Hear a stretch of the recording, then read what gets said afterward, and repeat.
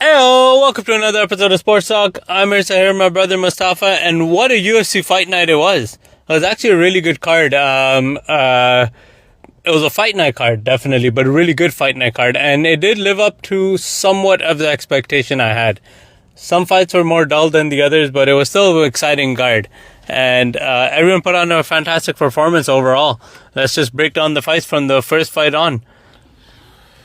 Once again, you forgot to mention I was 6 for 6 this time, and you were 4 for 6. If you want to win some money, follow me on the betting, not my brother. See, he's been gloating all day. He doesn't remember the last time we bet on the UFC. We lost a lot of money. We were both wrong on that one. Don't gloat. Alright, anyways, so the Kansas City, the fans came out, it was a good show. So the first fight, Aliskerov versus Munez. We both chose Aliskerov just based on the name. And you chose him because he looks like Islam, apparently. Anyone that looks like Islam Makhachev is most likely going to win. And he did, by TKO. It was a good fight. Knocked him out. You can't say much more about that fight. But, there wasn't much to the fight. He knocked him out in the first round, yeah. There wasn't much to the fight. It was a good fight. Aliskerov, we both thought was going to win and won. Next fight was Brown versus Dalby. And I chose Dalby to beat Randy Brown. Although I knew Brown had a lot of knockout power, I thought Dalby would be able to control the fight better and get that. And I thought he was going to squeak out like a decision win. But that never happened. What actually happened? I told you Brown is going to win. I remember watching his fights. He had a lot of knockout power. He connected with the right hook.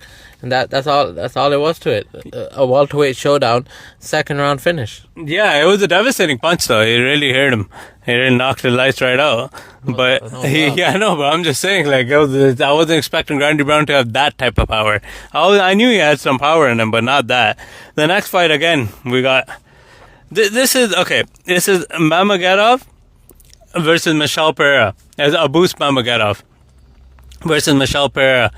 And just by the name Mamagedov, we chose him. We both chose that he's going to beat him. But I would always choose anyone against Michel Pereira. If you guys haven't watched Michel Pereira, he's the fighter that wastes a lot of energy doing absolutely nothing. He jumps off the cages. He does a bunch of unorthodox stuff that sometimes work, but mostly he's just wasting his energy. And I remember DC one fight really took it to him as a commentator that he's just wasting energy and it makes no sense. There's no purposeful movement. This time was even worse. He wasted all his energy on the entrance dance. He spent too much energy on that dance. He had no energy in the fight, and that's why he lost. Yeah, you can't bet against, once again, I was right on this one, Magomedov, or however you pronounce it. He came out to not like us, as Toronto, as we are from Toronto, we're always going to support Drake, so he already threw us right off the bat. Right off the bat, he threw us off, and he lost. We thought he was going to lose, and we knew he was going to lose. So that's that. And then the next fight, Onama versus Chikadze or Giga. Giga. If you guys have been watching the UFC, you've definitely seen Giga fight. He's a Georgian fighter. He's actually really good. But I think he's on his way out of the UFC, and it's about time the UFC cuts him, I think. Onama won by unanimous decision, and that's what we thought was going to happen. I didn't think it was going to be a decision, but I did think Onama was going to win. I didn't choose the way of victory. But yeah, I think Giga's... I think it's about time his run in the UFC is over. He's nowhere close to getting a title shot. They might as well cut him at this point, or he might as well retire. That's what I think. The next fight, oh my God, Anthony Smith versus anybody. I mean anybody. Anthony Smith is losing. Anthony Smith, first of all, he fought Zhang, a Chinese fighter, very good actually, and he got knocked out. But before I even talk about Zhang and how good he is, Anthony Smith needs to retire. And thankfully he did retire. This was a retirement fight. He has been on a losing streak. He has nearly 40 wins. I think he has 38 wins. Nearly 40 wins. I don't know how he's ever got those 40 wins. I remember him talking that he would beat Alex Pereira because Alex Pereira doesn't have any wrestling. Blasphemous. Absolutely blast. In no time in Anthony Smith's career, at any time, in prime, now, early in his career, would he have ever beaten Alex Pereira. And the fact that everyone keeps saying that because Alex Pereira doesn't have wrestling, let me remind you how many fighters that were champions, that were one of the greatest. Anderson Silva didn't have wrestling. Israel Adesanya didn't have wrestling. Jose Aldo didn't have wrestling and remained undefeated for 10 years and lost to a striker, not a wrestler. So, I don't know what all these wrestlers think. They're just going to take everyone down. No, that's not the case. If it was, you'd be champion. You're not. Not Anthony Smith. And it's good to see him retire. Anyway, the fight was devastating. Zhang landed a devastating elbow that really cut him open. Yeah, and then on the ground and pound, he just landed more elbows, and that was it. And if you saw, Anthony Smith actually stuck a finger to a fan.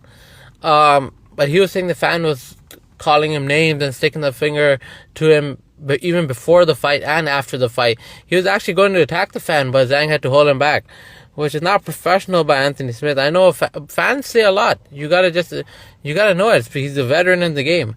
Fans can say whatever. You as a professional can't do anything. Yeah. So fans are gonna talk smack to try to make you react. So that was unprofessional, but it's not the best way to retire again. He was in a pool of blood, but. Well, he needs to retire and just be an analyst like he's gonna do now. Yeah, it's good to see him still part of the analyst team, part of the UFC. He's had a lot of success in the UFC as well. And he is a good fighter. He really is. I'm just saying it's the tail end of his career, and at this point, anyone's going to beat him. So it's good that he's retired. And it's not the best fight to go out on, but, it is what it is. I don't think fighting again is going to help you. You're most likely going to lose again. But anyways, let's move on to the main event. Ian Machado Gary versus Carlos Parates. I told you, you got this one wrong too. You chose a fighting nerd. Yeah, Joe Rogan amped me up. And the fact that the fighting nerds kept winning.